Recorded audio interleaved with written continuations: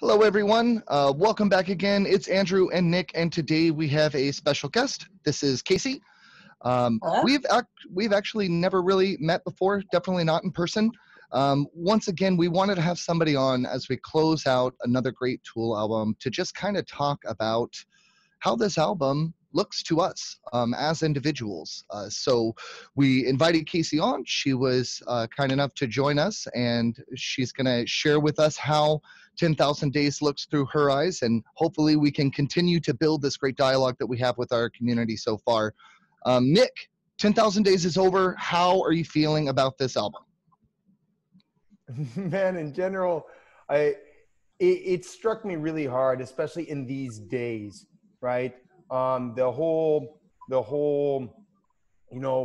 we're all in it together. We're all really in the muck together, and maybe there is this way up and out kind of feeling. And I feel like in how I've been experiencing real life throughout these days, these weeks that we've been listening to 10,000 Days, that I really feel this sensation of being stuck in the mire and really searching for that way out. And so the message has really kind of struck me in a way that maybe even more emotionally profoundly than the other albums that we listened to, just because life wasn't quite so heavy before. Yeah, and I could definitely understand that. And what I'm hearing is that you can seriously sense the progression and evolution of the messaging that's coming from Tool. When we look back to Undertow, and eventually we will take a look back at Opiate, you can really see that the messaging is still centered around ego, around life, but it's a lot more visceral. It's a lot more, for lack of a better term, sexual, because those messages are designed to really draw the audience in. And I feel by this time with Tool that they've created a collective audience. They're still going to work to draw us in. They do that musically with every track, experimental instruments and such, but they are very clear. I said in the beginning that we don't really need to describe a lot of these tracks. They're rather self-explanatory if you're open to the type of messaging Tool has. And with that, Kacy, I'd love to hear from you. What is 10,000 Days to you? Obviously, this isn't necessarily a new album for you, but it's something that I'm sure you've listened to more than once, maybe a few times. Right, and I'm excited that we chose this album to dive into, because I remember what it meant to me when I first heard it, and like how that's evolved, and now just really diving into it this week and being able to tie it all together and like present how I feel, which is really cool. So my central theme that I get out of it is duality. So good versus evil, ego, shadow versus light. And I do kind of pull away like being able to witness the duality and step away from it and look at it as a whole, and like Christ consciousness, collective consciousness. I think that's the theme I get from it. So I'm excited to go song by song and see what you guys think.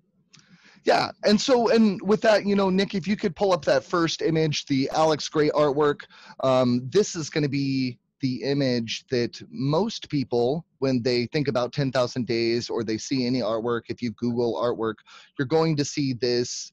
This is the album cover. It came with a stereoscopic lens that you could look through to then see the album and these godheads, as they're referred to by Alex Gray, in 3-dimension.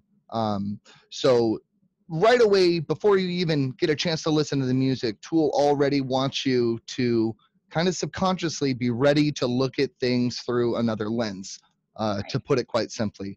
And then that very first image, the one that's in full color, that's pretty long, that looks like a long hallway with a bunch of these godheads.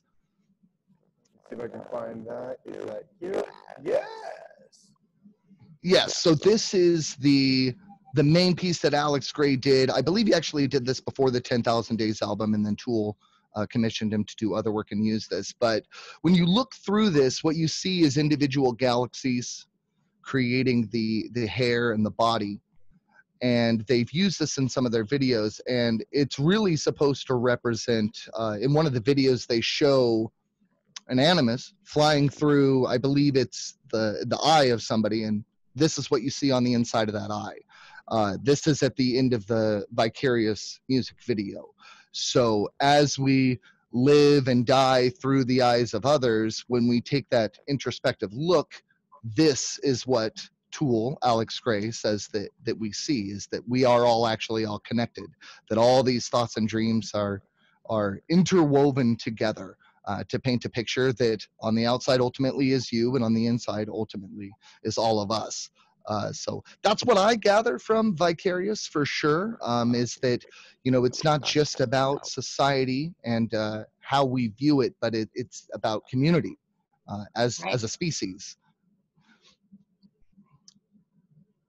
Right. And what's going on in the world today, I mean, it brings even greater meaning to this album, and it really, really helped tie things together for me and have me set in what I believe.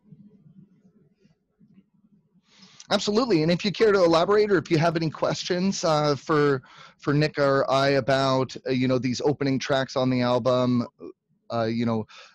Vicarious is the first track on the album, but it certainly isn't the most eye-popping message on the album, if you ask me. I mean, we go right into Zombie, so instead of just being talking about a collective consciousness with everybody, now we're immediately returning and looking at those that come after us, our children, and the love that we can have for them, which can be stronger in many cases than the love that we have for others, our neighbors. Right. And I mean, I do get the child thing. I remember this song was the first one that popped out to me. It was my first favorite song on the album, 2006 when it came out. I remember I graduated high school. I had my daughter then. So yeah, that it was strong about connection to my child. And now it like has more of a, like an ego light, like a struggle within me. So now it has kind of a different meaning, but I mean, I still hold the same meaning, but I think it's just being able to access your personal light, follow your intuition, and I don't know, something that I think he was influenced by his mother, like in 10,000 Days, like witnessing her faith and her following her intuition. It really inspired him. Yeah, so you know, I really feel that with Vicarious, we start off with something that really puts us right in ourselves. We're egotistical. We're only searching for our own desires. And with Zombie, we have this first taste through parenthood, we have this first taste of what it might be like to love somebody else more than I love myself, which brings us to the question of what is love? You know, I mean, really, we have this idea of love through corporality. We love people. We feel that we love them, but really the idea of loving someone the way I love myself really causes me to ask exactly how is it that I love myself, that I'm willing to do anything for my own benefit, that I'm willing to go through any kind of torture, any kind of anything to get what I need. And if I'm willing to do that for somebody else, like my child, I mean, that's a transformation. So now if I'm possibly able to extend that to other people, now that's a miracle. That's a great way to look at Zombie. I would definitely agree. Especially towards the end of the song, you know, the tone completely changes. The whole first 4/5 of the song is this kind of like really nice epic journey. I'm talking about my son and about all my love, and then once he makes the realization that he's willing to do anything, it becomes this really angry, seated, you have no choice but to follow through with this now. So I kind of really like the way you described that there, and it dovetails beautifully into the next couple of tracks, because once you discover that you can love another in the way that you love yourself, you have to ask yourself, where does this feeling ultimately come from? Where did I learn this from? And although Maynard mostly rejected religion, he still says that Judith, she was the light, the eyes, and the witness. You know, she was the one that showed him even the error in his own way, and that, hey, there's error in the way I had, but there are still lessons to be had there. I would like to point out just like a subtle point that a child does take male and female energy, 23 and 23 chromosomes to create. So that's just something that comes to surface when I think about it. Yeah, definitely. Yeah, definitely. We're related. Yeah, if you couldn't tell, 23 of our chromosomes are nearly identical. So, but yeah, when we look at 10,000 Days and we look at Wings for Marie, it's hard not to see that direct drawing connection with the mother. I also like to think that, you know, on a larger scale, it's not just about Judith, but he's talking about the earth. He's talking about all of us that live on it. You know, Mother Earth as a concept, too many of the lyrics and too many of the lines can just very easily be laid over and say, are we talking about this rock that we live on? And are we all just hypocrites to our own systems of controlling each other? And it's not until we have a shaking traumatic experience, whether it's what we're referring to in Enema, where the world rips asunder, or you just lose the only person that actually kind of mattered to you, it's world shifting, it's changing. And as we leave those two songs, they close out really dark and really nothing like Tool has ever done before. It's, you know, it's almost a eulogy. It's almost a funeral procession. So it leaves the in a place where you have to kind of reflect on all of these things in grand perspective. Yeah, and Definitely.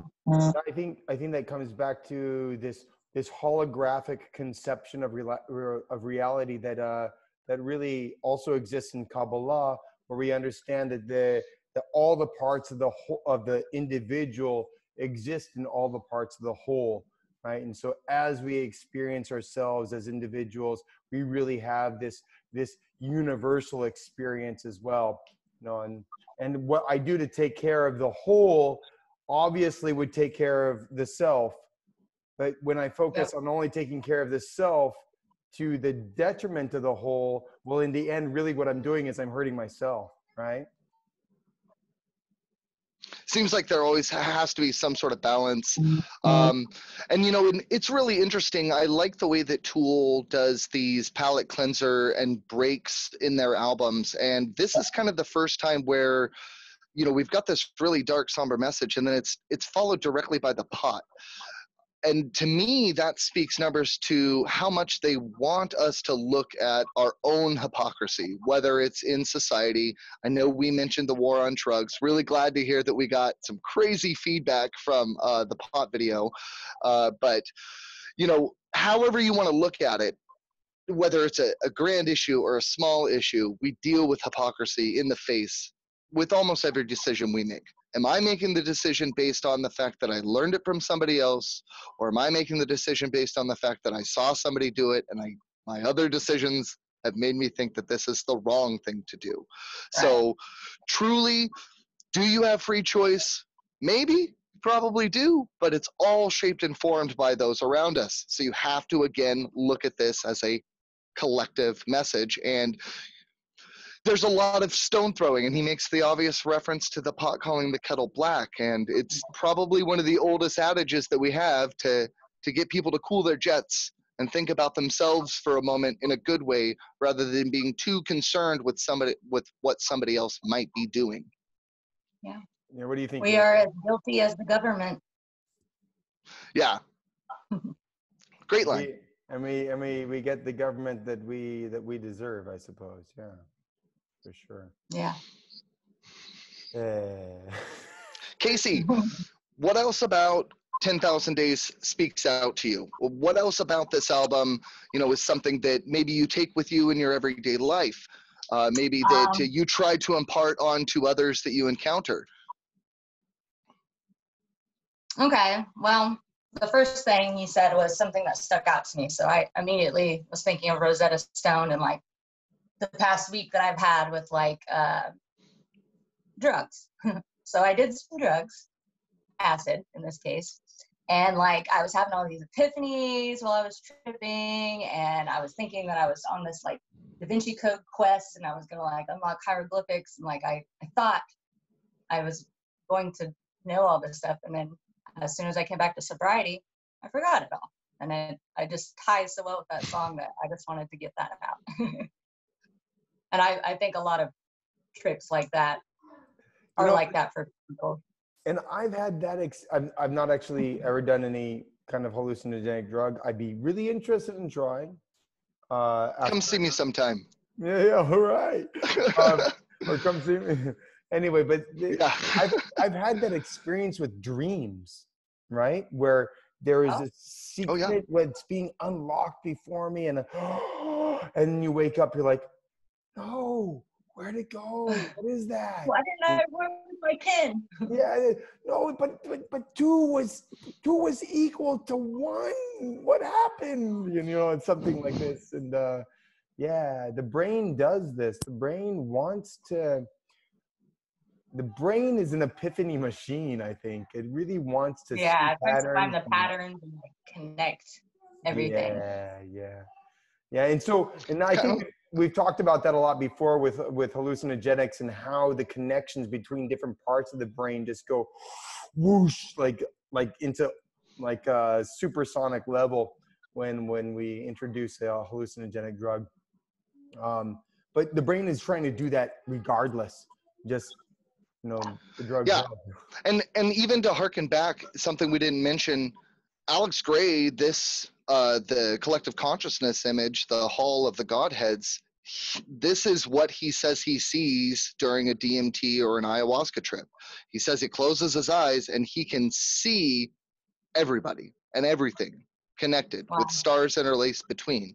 And I've heard that from, you know, other sources as well. Of course, it's anecdotal, but there definitely is a deep-rooted connection there. Research shows that many people who have good trips have this. There is this constant feeling of universal connection and love.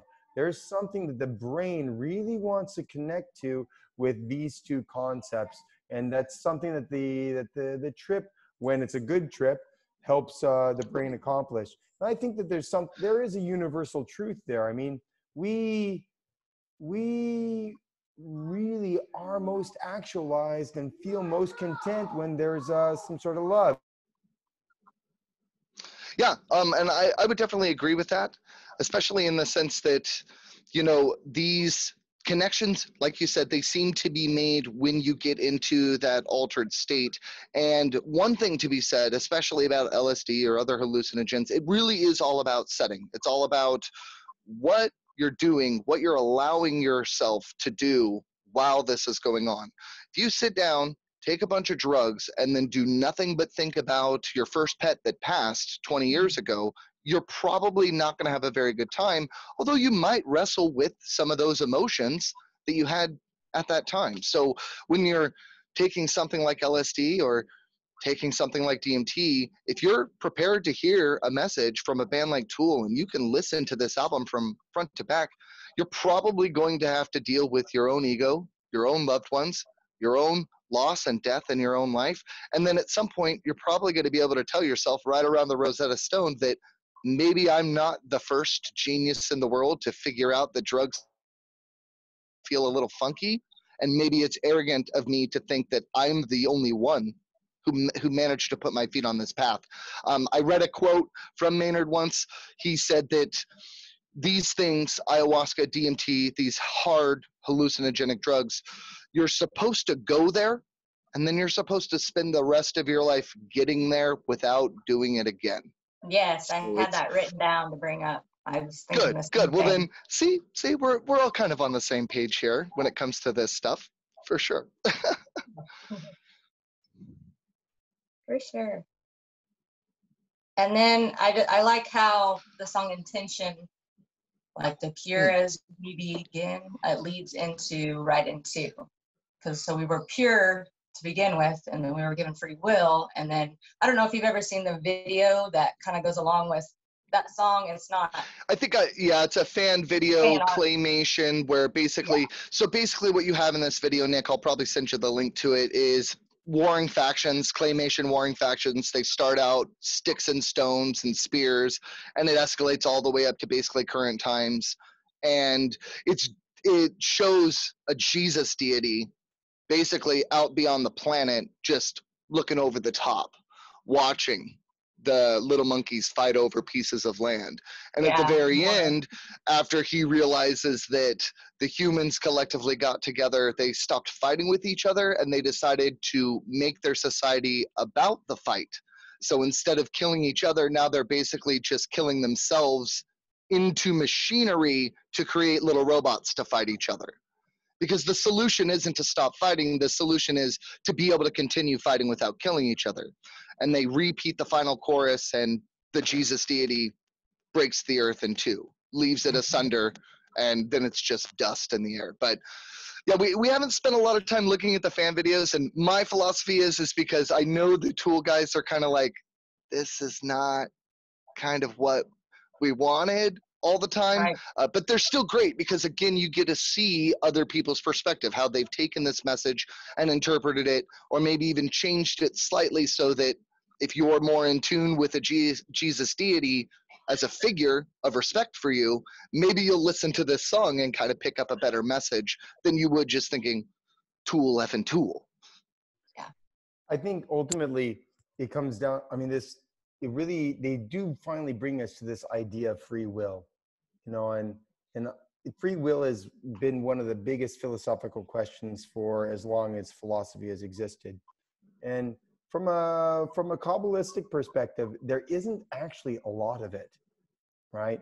I mean, when we're stuck in corporality, we're just running by the program. There isn't any choice. And when you know, we've got all of our input from our environment, our DNA, our situation, and we just kind of go on autopilot. There's not really a whole bunch of choice going on.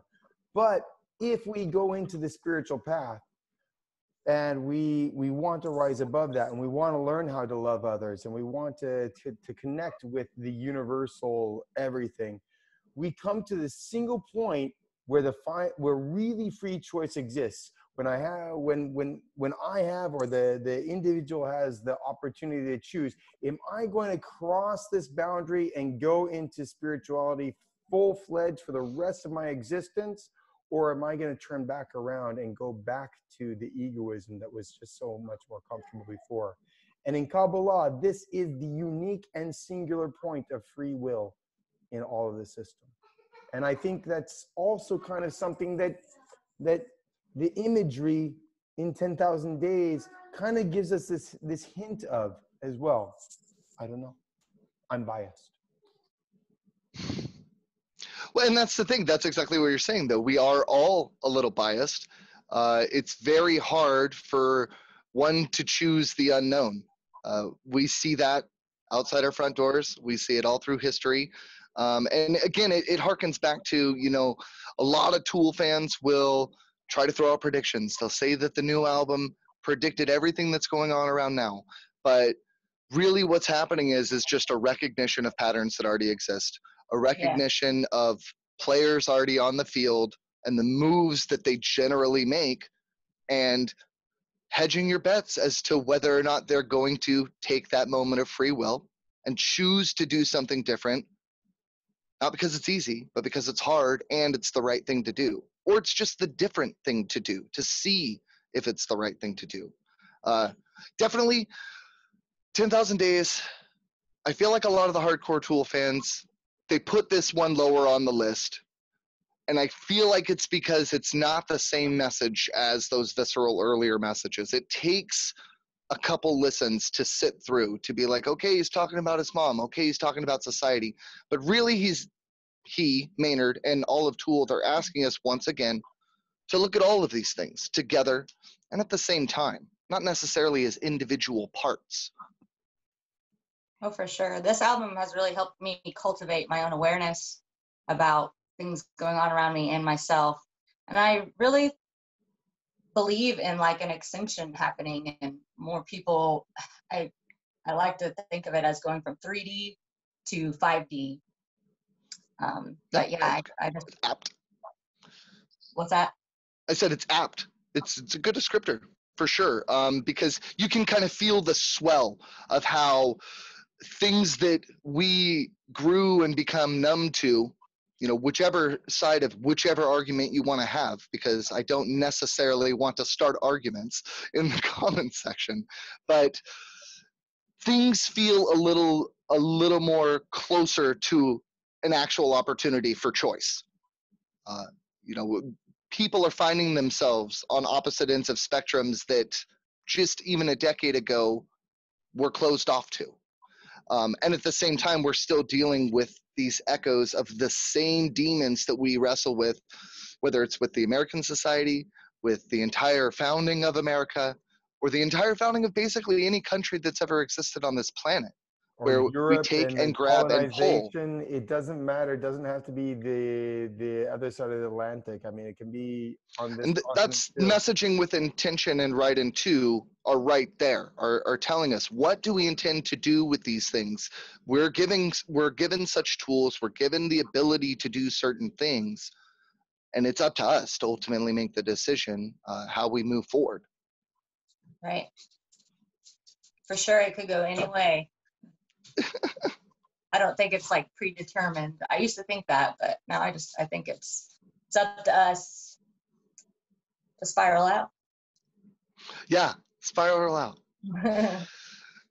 So Kacy, do you have anything else that maybe you wanted to ask me or Nick directly about, you know, any of the videos that we've shot thus far, or anything that we should be looking out for? We're going to get into the Fear Inoculum album. Yeah. Some of our viewers may know that we dipped our toes into Pussifer and also into A Perfect Circle. What are some other works out there that you're interested in that maybe us or our followers might also be interested in? Oh, I'm just excited for you guys to get into Fear Inoculum. I definitely want to watch that one. And Eat the Elephant, I've really been studying lately. I feel like that. Perfect Circle album. Yeah. Yeah, for sure. Eat the Elephant. Nick, I like the yeah, red and blue and the heart and the octopus. Like I like all that.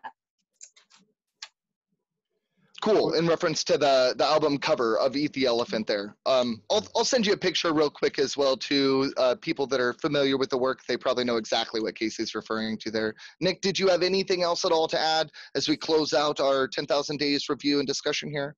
No, I just want to thank everybody who's come along with the journey so far, and I want to thank Kacy especially for joining us, giving your time to join us for this conversation.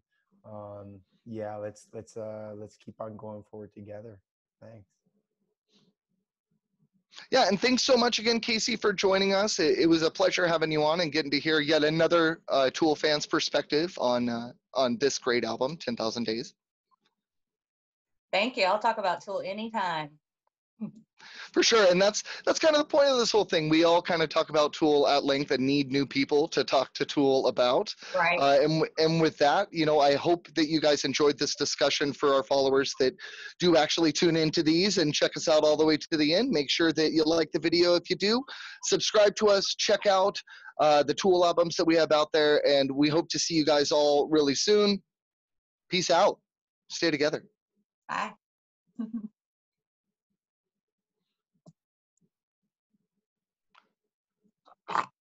Waiting for the red dot.